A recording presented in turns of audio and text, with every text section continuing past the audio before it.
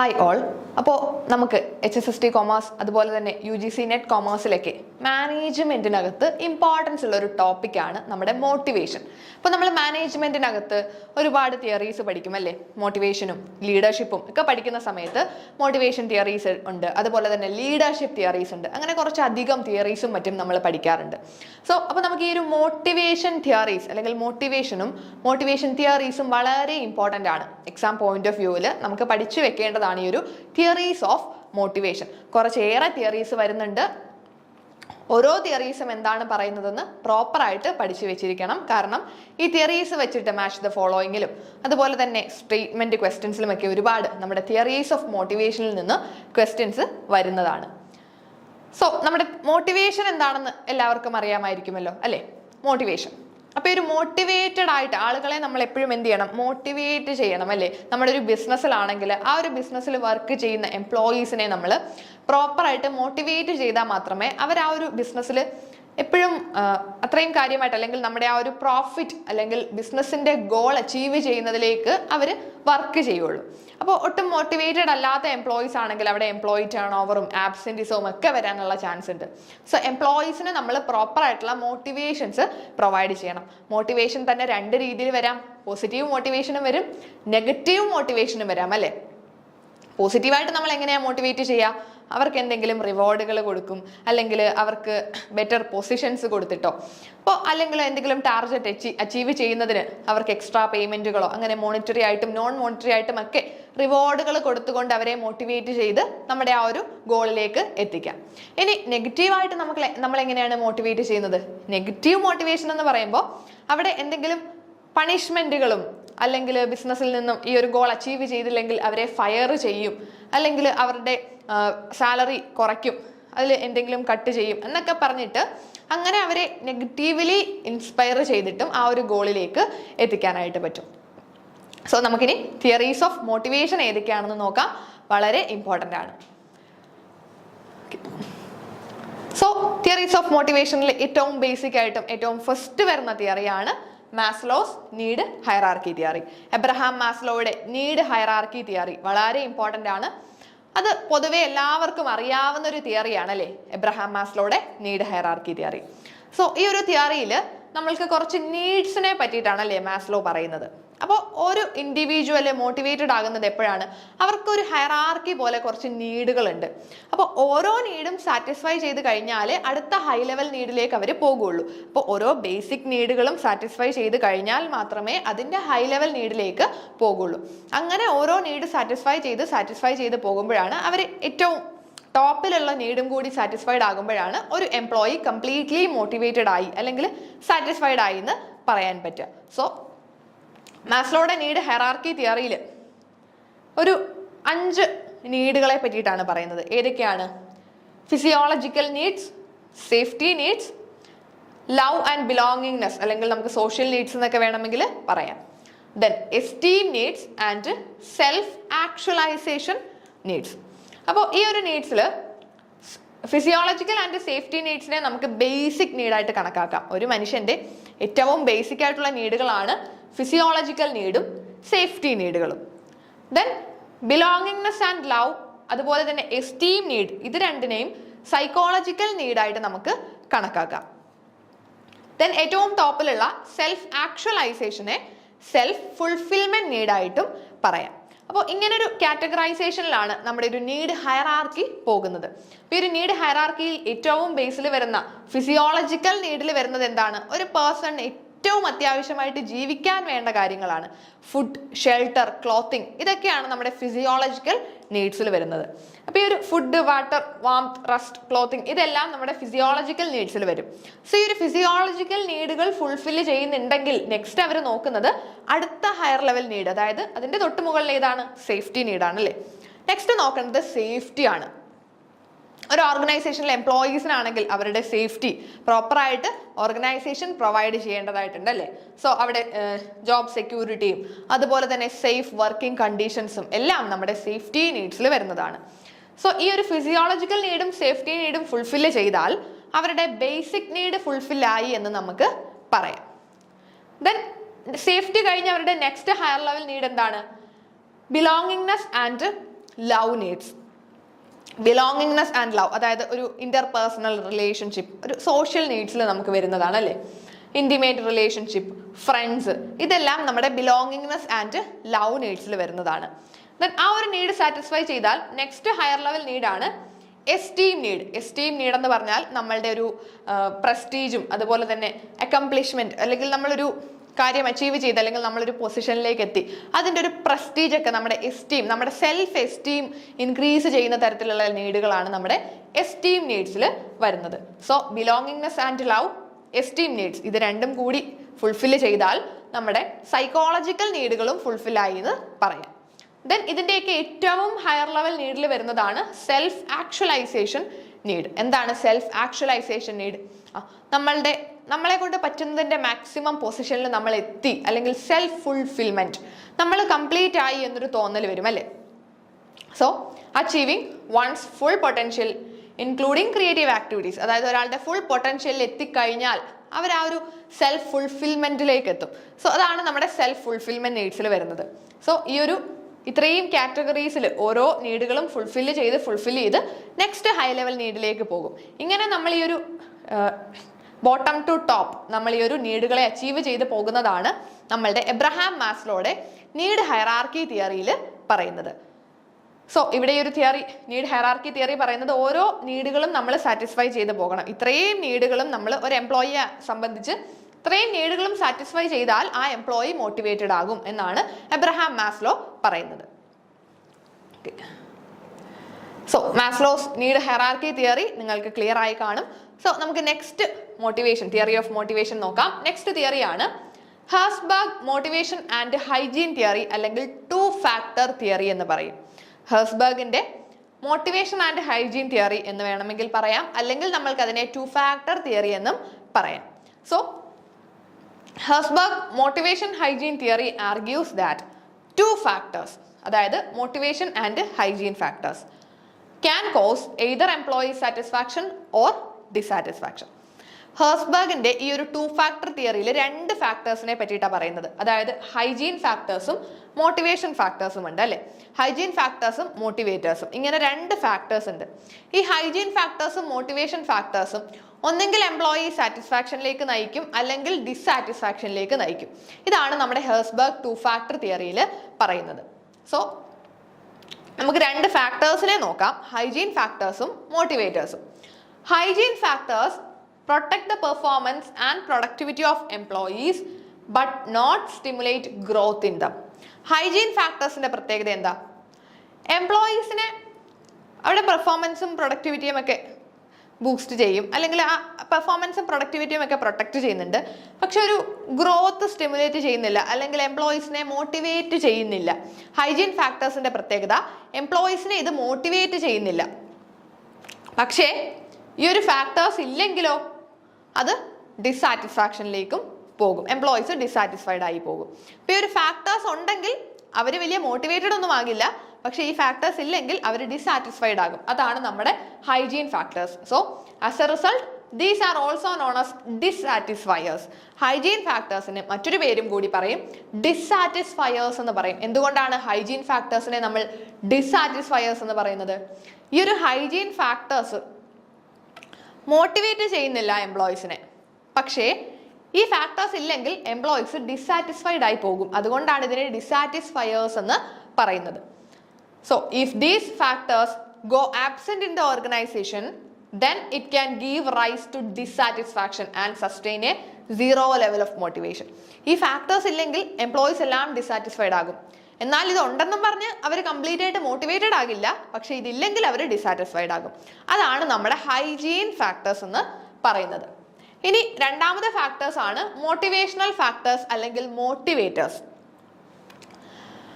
So, motivational factors do have a favorable impact on work satisfaction and frequently lead to a rise in overall output. എന്തുകൊണ്ടാണ് motivational factors എന്ന് ഇവരെ പറയാൻ കാരണം?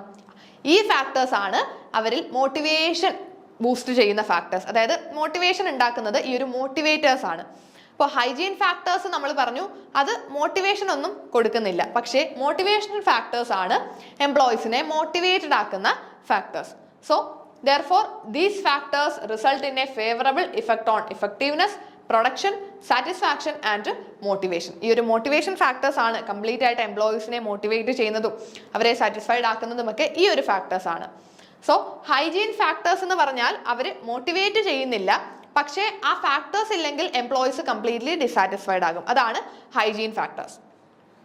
Motivators എന്ന് പറഞ്ഞാൽ എംപ്ലോയീസിനെ motivate ചെയ്യിക്കാൻ വേണ്ടിയിട്ടുള്ള കുറച്ച് ഫാക്ടേഴ്സ് ആണ് മോട്ടിവേറ്റേഴ്സിൽ വരുന്നത്. ഈ രണ്ട് ഫാക്ടേഴ്സുമാണ് നമ്മുടെ ഹേഴ്സ്ബർഗിന്റെ മോട്ടിവേഷൻ ആൻഡ് ഹൈജീൻ തിയറി അല്ലെങ്കിൽ 2 ഫാക്ടർ തിയറിയിൽ പറയുന്നത്. അപ്പോൾ ഈ രണ്ട് ഫാക്ടേഴ്സും ഒരു ഓർഗനൈസേഷനിൽ വേണം, എന്നാൽ മാത്രമേ എംപ്ലോയീസ് കംപ്ലീറ്റ്ലി മോട്ടിവേറ്റഡ് ആയിട്ട് വർക്ക് ചെയ്യുകയുള്ളൂ. സോ ഈ ഒരു രണ്ട് ഫാക്ടേഴ്സിലും വരുന്നത് എന്തൊക്കെയാണ് എന്നൊന്ന് നമ്മൾ നോക്കി വെച്ചേക്കണം. വളരെ ഇമ്പോർട്ടൻ്റ് ആണ്, എക്സാം പോയിന്റ് ഓഫ് വ്യൂവിൽ നമുക്ക് പഠിച്ചു വെക്കേണ്ടതാണ്. സോ ഹേഴ്സ്ബർഗ് മോട്ടിവേഷൻ ആൻഡ് ഹൈജീൻ തിയറിയിൽ മോട്ടിവേറ്റേഴ്സിനെ നമുക്കിവിടെ കാണാം, ഡീമോട്ടിവേറ്റേഴ്സ് അല്ലെങ്കിൽ നമ്മളുടെ ഹൈജീൻ ഫാക്ടേഴ്സ് എന്ന് പറയാം. സോ മോട്ടിവേറ്റേഴ്സിൽ വരുന്നത് എന്തൊക്കെയാണ്? Achievement, recognition, the work, responsibility, advancement, growth. ഇതെല്ലാം നമ്മുടെ മോട്ടിവേഷണൽ ഫാക്ടേഴ്സ് ആണ്, എംപ്ലോയീസിനെ മോട്ടിവേറ്റ് ചെയ്യുന്ന ഫാക്ടേഴ്സ് ആണ്.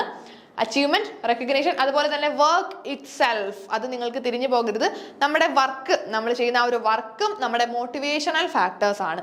അത് നമ്മുടെ മോട്ടിവേഷണൽ ഫാക്ടേഴ്സ് അല്ലെങ്കിൽ മോട്ടിവേറ്റേഴ്സിൽ വരുന്നതാണ് achievement, recognition, work, responsibility, achievement and growth. ഇനി നമ്മുടെ ഡിസാറ്റിസ്ഫയേഴ്സ് അല്ലെങ്കിൽ ഹൈജീൻ ഫാക്ടേഴ്സിൽ വരുന്നതാണ് bureaucracy, relationship, work condition, status, salary, job security. ഇതെല്ലാം നമ്മുടെ ഡീമോട്ടിവേറ്റേഴ്സ് അല്ലെങ്കിൽ ഡിസാറ്റിസ്ഫയേഴ്സിൽ വരുന്നതാണ്. അപ്പോൾ ഈ ഒരു ഫാക്ടേഴ്സ് ഇല്ലെങ്കിൽ അവർ കംപ്ലീറ്റ്ലി ഡിസാറ്റിസ്ഫൈഡ് ആകും. നമുക്ക് ജോബ് സെക്യൂരിറ്റി ഇല്ല, സാലറി ഇല്ല, അല്ലെങ്കിൽ പ്രോപ്പർ വർക്കിംഗ് കണ്ടീഷൻസ് ഇല്ല, ഇതൊക്കെ അല്ലെങ്കിൽ പ്രോപ്പർ റിലേഷൻഷിപ്പുകൾ, ഇന്റർപേഴ്സണൽ റിലേഷൻഷിപ്പുകളില്ല, ഇങ്ങനെയൊക്കെ ആണെങ്കിൽ നമ്മൾ കംപ്ലീറ്റ്ലി ഡിസാറ്റിസ്ഫൈഡ് ആയി പോകും. അതുകൊണ്ട് അത് ഡിസാറ്റിസ്ഫയേഴ്സ് ആണ് അല്ലെങ്കിൽ ഹൈജീൻ ഫാക്ടേഴ്സ്, ഏറ്റവും ബേസിക് ആയിട്ട് വേണ്ട ഫാക്ടേഴ്സ് ആണ് നമ്മളുടെ ഈ ഒരു റെഡ് കളറിൽ മാർക്ക് ചെയ്തിട്ടുള്ളത്.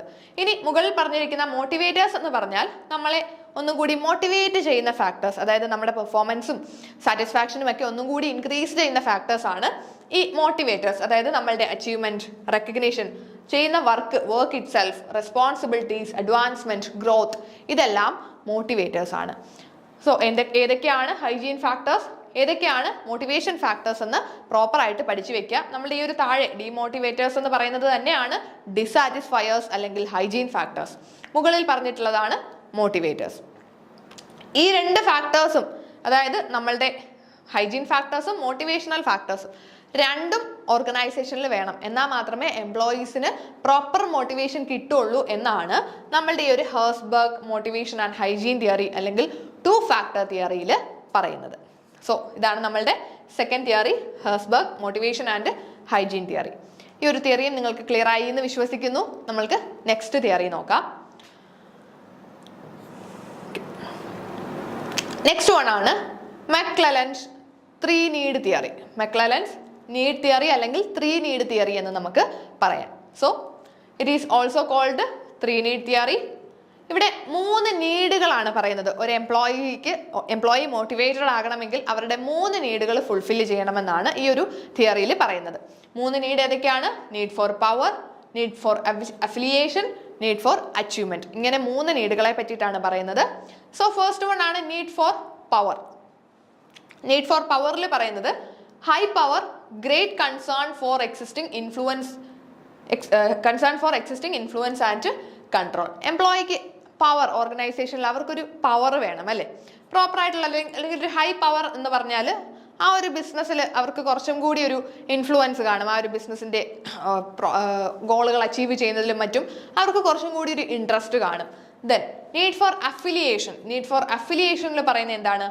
Pleasure from being loved and social responsibilities. Affiliation അല്ലേ, മറ്റുള്ളവർ ഇവരെയും കൂടി മാനിക്കുന്നുണ്ട് അല്ലെങ്കിൽ കൺസിഡർ ചെയ്യുന്നുണ്ട്.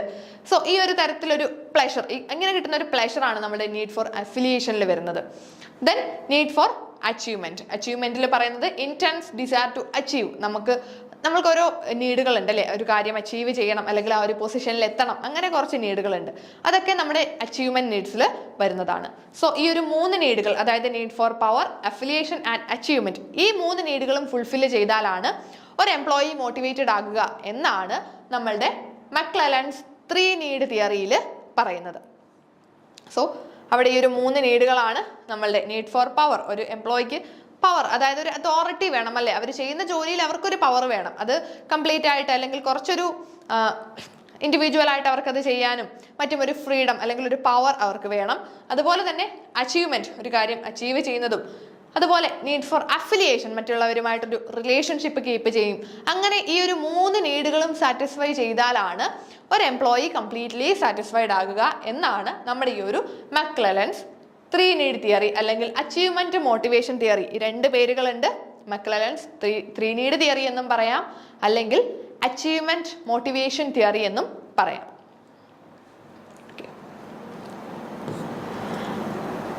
നെക്സ്റ്റ് വൺ ആണ് Alderfer's ERG theory. Alderfer's ERG theory. ERG എന്ന് പറഞ്ഞാൽ എക്സിസ്റ്റൻസ്, റിലേറ്റഡ്നെസ് ആൻഡ് ഗ്രോത്ത് ആണ് അല്ലേ. So it is an extension of Maslow's hierarchy theory and Herzberg two-factor theory, as there is distinction between lower order needs and higher order needs. ഇവിടെ നമ്മുടെ മാസ്ലോയുടെ need hierarchy തിയറിയുടെയും അതുപോലെ തന്നെ ഹേഴ്സ്ബർഗിന്റെ 2-factor തിയറിയുടെയും ഒരു extension ആയിട്ടാണ് നമ്മുടെ ഈ ഒരു ERG തിയറി, അതായത് existence, relatedness and growth, ERG theory വന്നിട്ടുള്ളത്. സോ എക്സിസ്റ്റൻസ് എന്ന് പറഞ്ഞാൽ നമ്മുടെ മാസ്ലോയുടെ നീഡ് ഹൈറാർക്കി തിയറിയിൽ നമ്മൾ ഫിസിയോളജിക്കൽ നീഡ്സും സേഫ്റ്റി നീഡ്സും പഠിച്ചായിരുന്നു. ഈ 2 നീഡും കൂടി ചേരുന്നതാണ് എക്സിസ്റ്റൻസ് നീഡ്.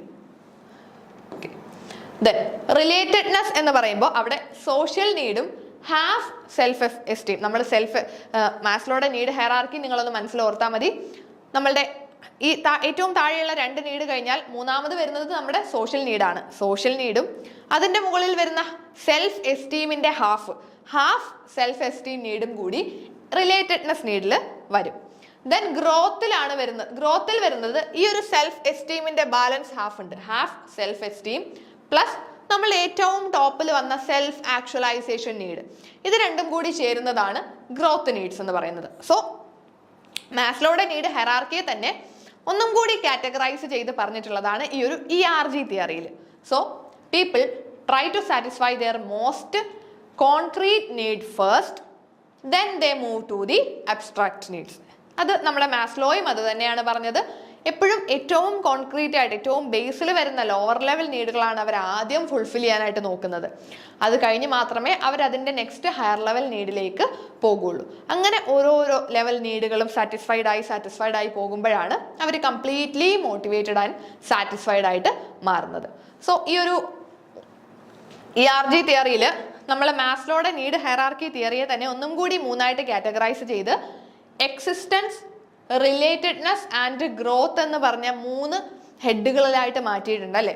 സോ ഇത് നിങ്ങൾക്ക് ഒന്നും കൂടി സിമ്പിളായിട്ട് മനസ്സിലാക്കാം. നമുക്ക് മാസ്ലോയുടെ ഹൈറാർക്കിയെ തന്നെ എടുത്തു വെച്ചിട്ടൊന്ന് നോക്കാം. ഇപ്പോൾ നിങ്ങൾ ഇതൊന്ന് എബ്രഹാം മാസ്ലോയുടെ നീഡ് ഹൈറാർക്കി ആണെന്നൊന്ന് ചിന്തിച്ച് നോക്കാം. ഏറ്റവും ബേസിൽ physiological need, safety need, social need, self esteem, self actualization. ഇങ്ങനെ 5 നീഡുകളാണ് നമ്മുടെ മാസ്ലോയുടെ നീഡ് ഹൈറാർക്കി തിയറി. ഇനി ഇതിനെ തന്നെ നമുക്ക് ERG തിയറി ആയിട്ട് മാറ്റുവാണെങ്കിൽ എങ്ങനെയാണ്? നമ്മൾ പഠിച്ചു എക്സിസ്റ്റൻസ് എന്ന് പറയുന്നത്, ഈ ഒരു എക്സിസ്റ്റൻസ് എന്ന് പറയുന്നത് നമ്മളുടെ സേഫ്റ്റി ആൻഡ് ഫിസിയോളജിക്കൽ നീഡ് അല്ലേ. ഈ ഒരു സേഫ്റ്റി നീഡും ഫിസിയോളജിക്കൽ നീഡുകളും കൂടി ചേരുന്നതാണ് നമ്മളുടെ എക്സിസ്റ്റൻസ് നീഡ്. ദെൻ 3 ഗ്രൂപ്പായിട്ട്, അതായത് നമ്മുടെ മാസ്ലോയുടെ നീഡ് ഹൈറാർക്കി തിയറിയെ തന്നെ 3ആയിട്ട് അങ്ങ് ഗ്രൂപ്പ് ചെയ്തേക്കാണ് നമ്മുടെ ഈ ഒരു ERG തിയറിയിൽ. അതിലെ E എന്ന് പറഞ്ഞാൽ existence, which includes physiological need and safety needs.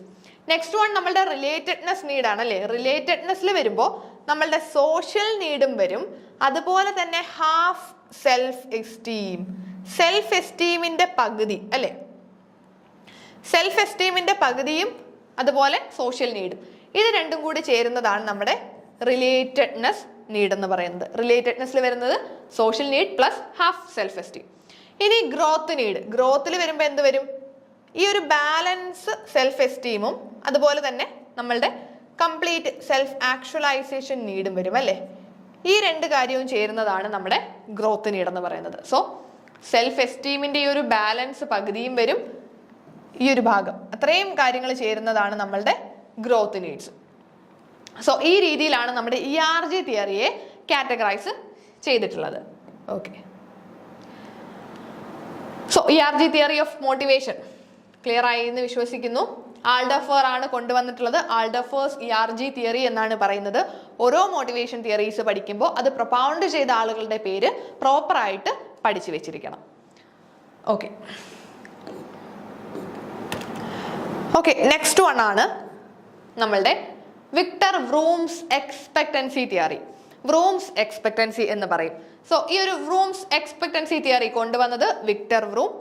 So also called VIE theory, അതായത് വാലൻസ് ഇൻസ്ട്രുമെന്റാലിറ്റി എക്സ്പെക്ടൻസി. VIE എന്നാണ് ഈ ഒരു വ്രൂംസ് എക്സ്പെക്ടൻസി തിയറിയെ പറയുന്നത്.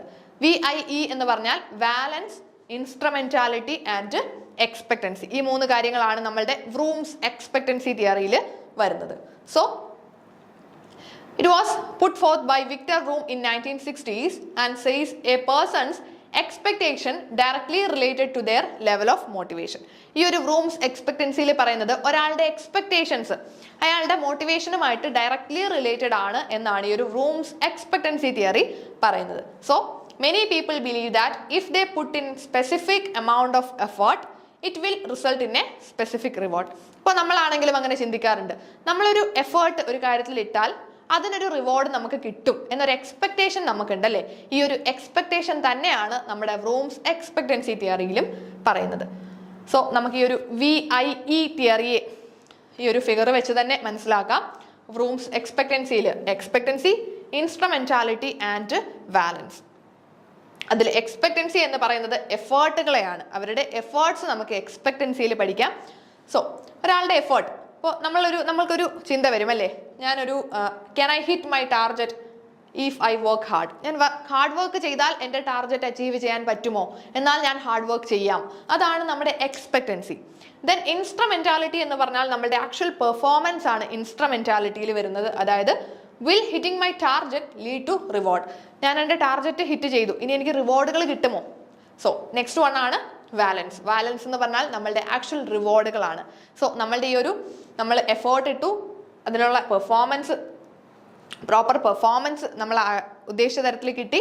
ദെൻ അങ്ങനെയാണെങ്കിൽ അതിനുള്ള റിവാർഡ് നമുക്ക് കിട്ടിയോ, അതായത് do I find the rewards desirable, നമ്മൾ ഡിസയർ ചെയ്ത പോലെ ഒരു റിവാർഡ് നമുക്ക് കിട്ടിയിട്ടുണ്ടോ, അതാണ് നമ്മുടെ വാലൻസിൽ വരുന്നത്. സോ ഈ മൂന്ന് കാര്യങ്ങളാണ് നമ്മളുടെ വ്രൂംസ് എക്സ്പെക്ടൻസി തിയറിയിൽ വരുന്നത്. അതുകൊണ്ടാണ് അതിനെ VIE തിയറി എന്ന് പറയുന്നത്. വാലൻസ്, ഇൻസ്ട്രുമെന്റാലിറ്റി, എക്സ്പെക്ടൻസി. അതിനെ നമുക്ക് ഇങ്ങനെ പഠിക്കാം: എക്സ്പെക്ടൻസി, ഇൻസ്ട്രുമെന്റാലിറ്റി, വാലൻസ്. അതായത് എഫേർട്ട്, പെർഫോമൻസ്, റിവാർഡ്. ഈ ഒരു തരത്തിലാണ് വ്രൂംസ് എക്സ്പെക്ടൻസി തിയറി പോകുന്നത്. ഓക്കെ, സോ ഇത്രയും തിയറി നിങ്ങൾക്ക് ക്ലിയർ ആയി എന്ന് വിശ്വസിക്കുന്നു. ഇനി കുറച്ച് തിയറീസും കൂടി നമുക്കുണ്ട്. സോ ബാലൻസ് തിയറീസ് നമുക്ക് നെക്സ്റ്റ് ക്ലാസ്സിലായിട്ട് ഡിസ്കസ് ചെയ്യാം.